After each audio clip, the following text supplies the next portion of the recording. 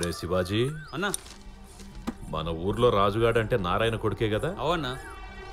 ఆడ హైదరాబాద్లో ఏవంతోనో గొడవ పడినంట. ఆ రాజుగారిని అల్లు కొట్టి చంపినట.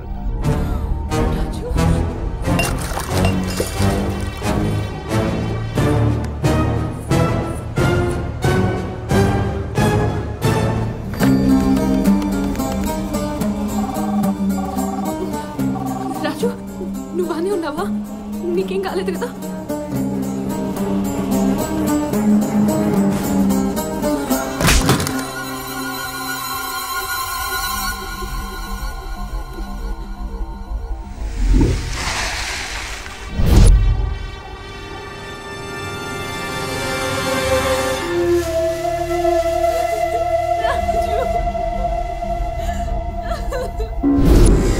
ఈ ఊర్లో ప్రేమిస్తే చావే అని తెలిసిన ప్రేమించినావంటే మంచిగానే ధైర్యం చేసినవురా రాజు. ఆ ధైర్యంతోటేనా నా మేనకోడల్ని ప్రేమించినావు? ఉట్టి గుర్తొస్తే గుండెల్లో భయం పుట్టాలి గాని ప్రేమ కాదు. ఊరి కట్టుబాటునే మరిచిన మిమ్మల్ని ఇడిచిపెడితే పోరగాళ్ల ప్రేమకు కొత్తగా కొమ్ములొస్తాయి, కన్నోళ్ల ప్రేమకు సావులొస్తాయి. అందుకే మీ ప్రేమను సమాధి చెయ్యాలి.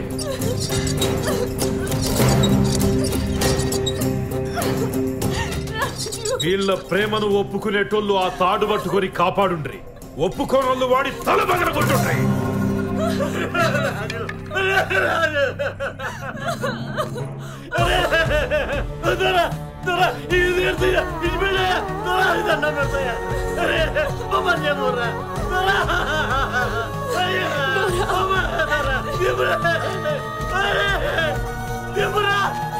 రాజు,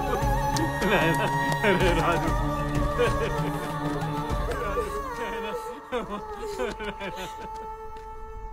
నన్ను క్షమించు బాబా. నేను ఓడిపోయినా, ఒక తండ్రిగా ఓడిపోయినా. పిల్లల్ని కనగానే తల్లిదండ్రులు కాలేంగా బాబా. పిల్లల్ని పెంచడం అంటే పిల్లల్ని గారాబం చేసుడు, స్కూలుకు పోతుంటే లంచ్ బాక్స్ ఇచ్చుడు, బయటికి పోతుంటే టాటా చెప్పుడు కాదు బావా. పెంపకం అంటే మనం పక్కన లేకపోయినా వాళ్ళ బాగోగులు చూసుకోవాలి. బిడ్డ కష్టం వచ్చినప్పుడు కన్నీళ్ళు తుడిచి మనం కాపాడుకోవాలి. కానీ నేను ఆ పని చేయలేకపోయినా. నేను ఓడిపోయినా బావా. నేనే కాదు బావా, నువ్వు కూడా ఓడిపోయినావు. మనందరం ఓడిపోయినాం. కానీ రాజు నా స్థానంలో ఉండి నా బిడ్డని కంటికి రెప్పలా కాపాడిండు. వాళ్ళ నాన్నని ఉట్టికి ఏలాడదీస్తామన్నా, ఊరంతా అవమానపరుస్తున్నా నా బిడ్డ కోసం అంత బాధ అనుభవించుండు.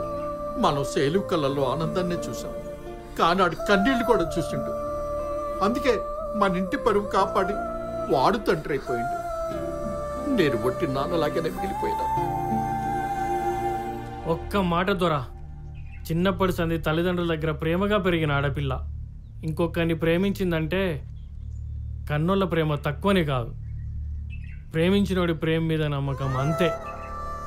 అంత మాత్రాన కన్నులు చచ్చినట్టు కాదు దొరా. నేను శైలు ప్రేమించుకున్న మాట నిజం, కానీ ఇద్దరం లేచిపోయామనేది మాత్రం అబద్ధం. దానికి ప్రేమను కాపాడాలనుకుంటున్న ఆయనే సాక్ష్యం. కాదు కూడదు మీరు అనుకునేదే నమ్మకం, మీరు చెప్పేదే నిజం అనుకుంటే ప్రేమ కోసం నేను చావడానికైనా రెడీ. దాని కాళ్ళ పట్టీల శబ్దం వినే అది సంతోషంగా ఉందో బాధగా ఉందో చెప్పే నువ్వు, కానీ మనసులోని బాధను అర్థం చేసుకోలేకపోయావా అన్నయ్య? నీ కూతురు విషయంలో జరిగిందే, సంధ్య విషయంలో జరిగిందే, నా కూతురుకు కూడా జరిగిందే. కానీ బాధ చెప్పడానికి పట్టీలకు కూడా మాటలు రాక మూగబోతాయి అన్నయ్య. బిడ్డను పోగొట్టుకొని మీరు పడుతున్న బాధ ఏ తల్లిదండ్రి పడొద్దని మీరు కట్టుబాటు పెట్టుంటారు. కానీ ఇప్పుడు ఏమైందోరా, మీరు పడుతున్న బాధనే ఊరందరికీ పంచుతున్నారు. మీరు చంపిన ఆ శివగాని తల్లిదండ్రులు సంతోషంగా లేరు. ప్రేమికుని పోగొట్టుకున్న ఈ సంధ్య సంతోషంగా లేదు. చస్తూ బతుకుతున్న సంధ్యను చూస్తూ వాళ్ళమ్మనైనా సంతోషంగా లేరు. ప్రేమించిన పోరాళ్ళందరూ సంతోషంగా లేక, వాళ్ళని కన్నోళ్ళు సంతోషంగా లేక ఇంకెందుకు దొరా ఈ కట్టుబాట్లు? బొందబెట్టనిక ఈ కట్టుబాట్లు ఇట్లే కొనసాగితే ఊరంతా వల్లకాడైపోతుంది దొరా. ఊరికి ఉత్తరం ఉండు కాదు దొరా, ఊరే ఉత్తరాల నుండి పోతుంది. తను వర్షంలో తడుస్తుందేమోనని ఊరంతా పందిరేయాల్సిన అవసరం లేదు దొరా. తన పక్కన గొడుగు పట్టుకొని నడుస్తే చాలు. 2 నిండు ప్రాణాలు పోతే తప్ప మీకు ప్రేమ విలువ తెలియదా?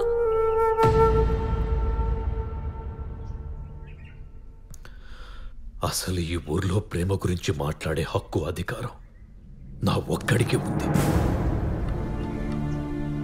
ఒకే రోజు నా భార్యని బిడ్డను పోగొట్టుకుని 30 ఏళ్లుగా ఒంటరిగా బాధను అనుభవిస్తున్నా. తల మొండెం ఎప్పుడు అతుక్కునే ఉంటాయి, కానీ తల బరువు మొండానికి, మొండెం బరువు తలకి అస్సలు తెలవదు.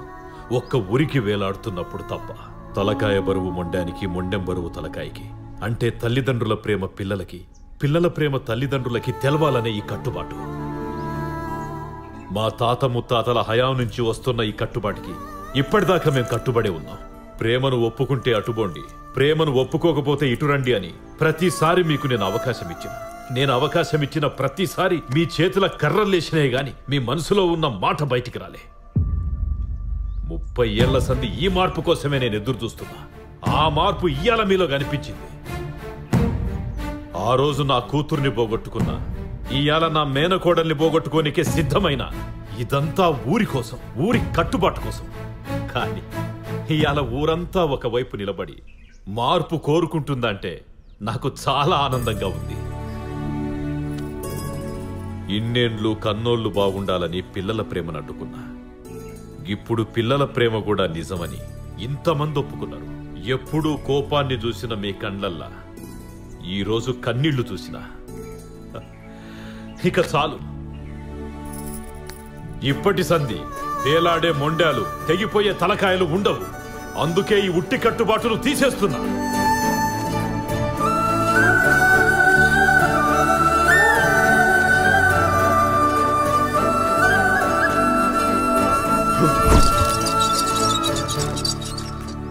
ఇప్పటి సంధి పర్వతగిరిలో ఉట్టెగిరిందంటే అది కృష్ణాష్టమి ఉట్టే.